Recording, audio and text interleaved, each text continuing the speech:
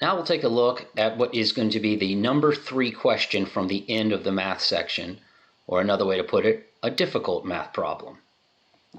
Andy is driving to his grandmother's house and back to deliver an extremely heavy package. Spoiler alert, that information about the package is completely unnecessary. On the way there, he averages 80 kilometers an hour. On the way home, his average speed is 120 kilometers an hour. Which of the following best approximates his average speed for the whole journey?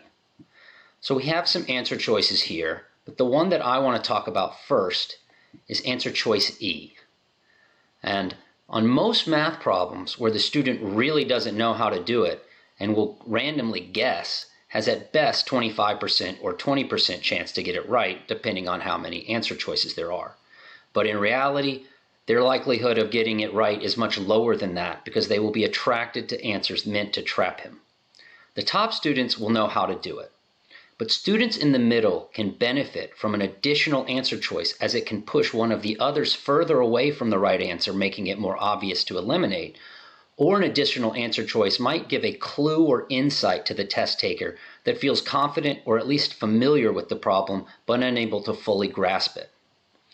Now let's move up to answer choice D, because this answer choice allows me to show you the fundamental mission, the principal modus operandi, the most sacred goal of these test makers. Remember, the whole point of these exams is not to test the knowledge of the student, it's to make the bell curve so that the schools can filter the number of applications they have to see.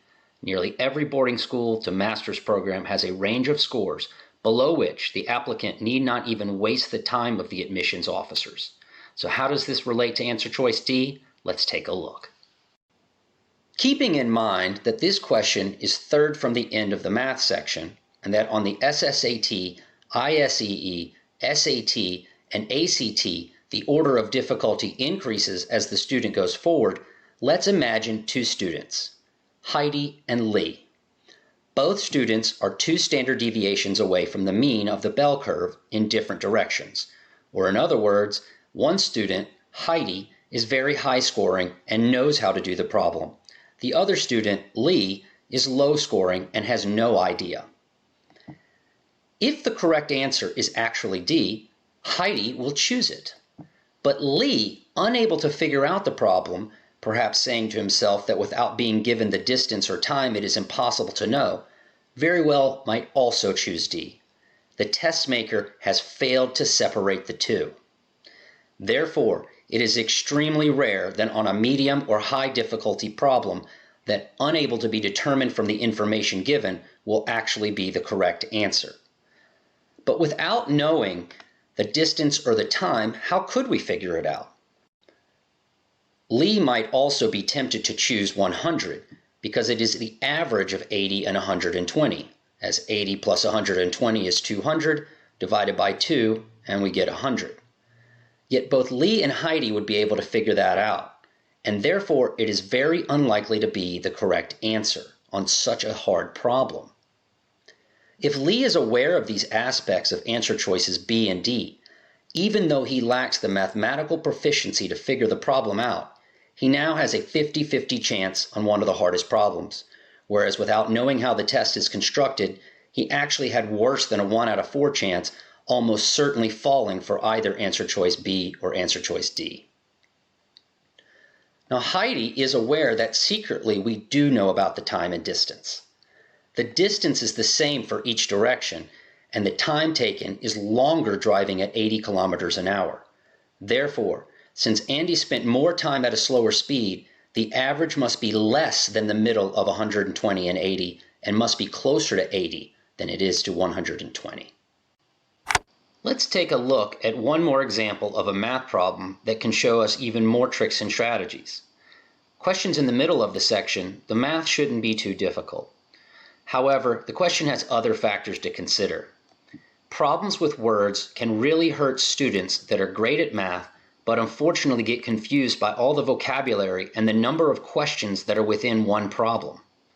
A wine merchant imports only one type of rare wine and gets a discount of 10% for every 50 bottles he purchases. He then marks up the cost 100%, but offers a discount of 50% on the second bottle to customers who buy 2 bottles instead of 1. If the merchant purchases 50 bottles of wine at $10 each, rounded to the nearest dollar, how much does a customer who purchases 2 bottles save per bottle? That question was an entire mouthful, and therefore one of the things we might want to ask ourselves, and we'll see this again later, is whether or not we would even want to do this problem, because time management is a key factor when we discuss good strategies.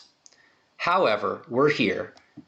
Let's look at it, but before we get into the answers, let's notice all the vocabulary they've dropped on us within this long-worded question.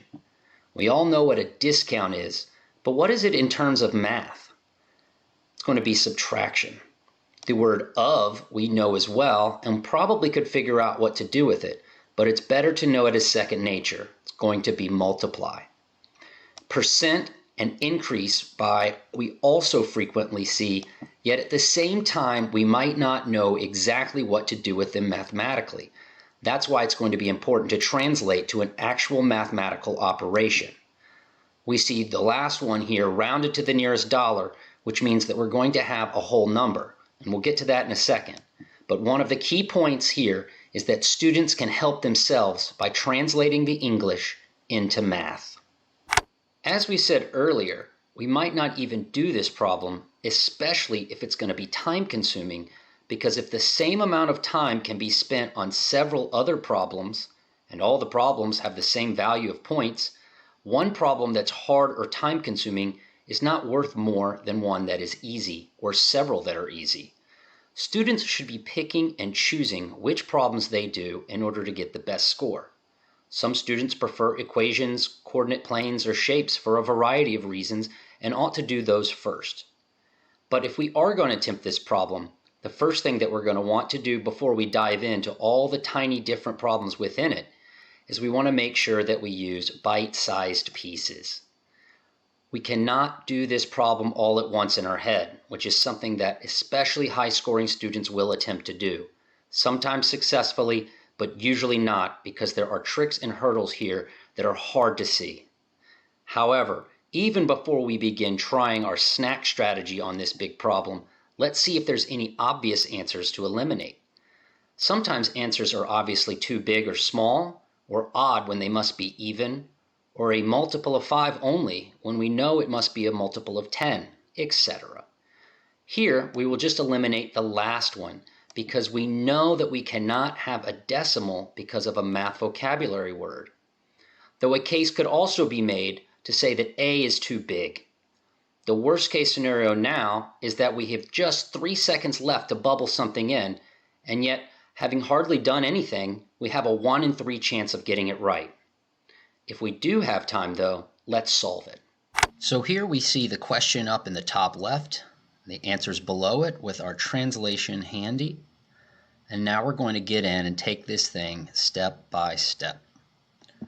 The first bite is that the merchant purchases 50 bottles of wine at $10. Let's translate that into a mathematical operation.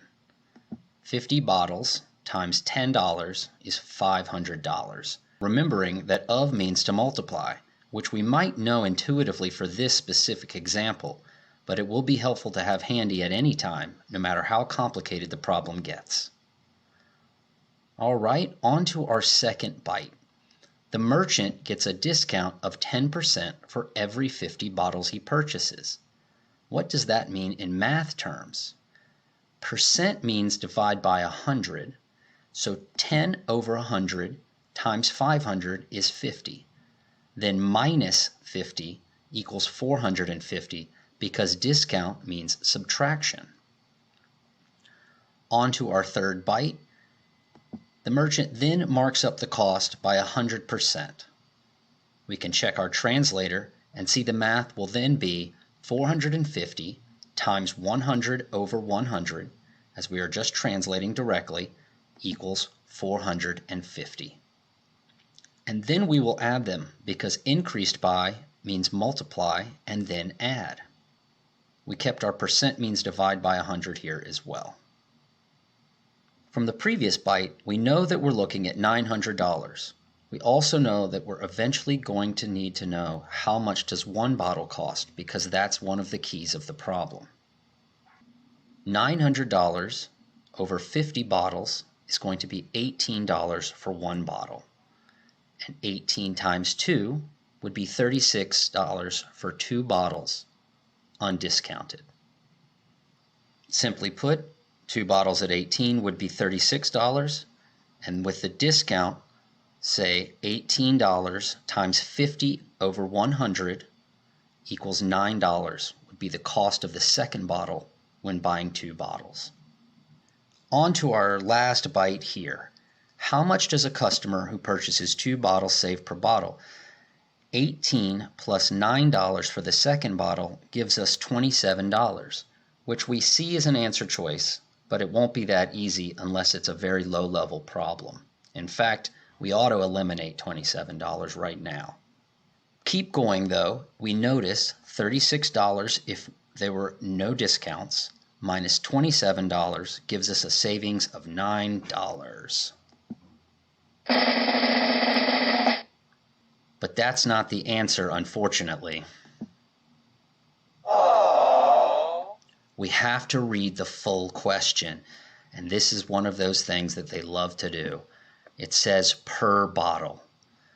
Therefore, $9 of total savings would be $4.50 per bottle. And fortunately, we've already eliminated that answer, and so it must be $5. As should be plain now, the math wasn't difficult, and I don't think it's hard to imagine high-scoring students going too fast or even math geniuses making a mistake like this.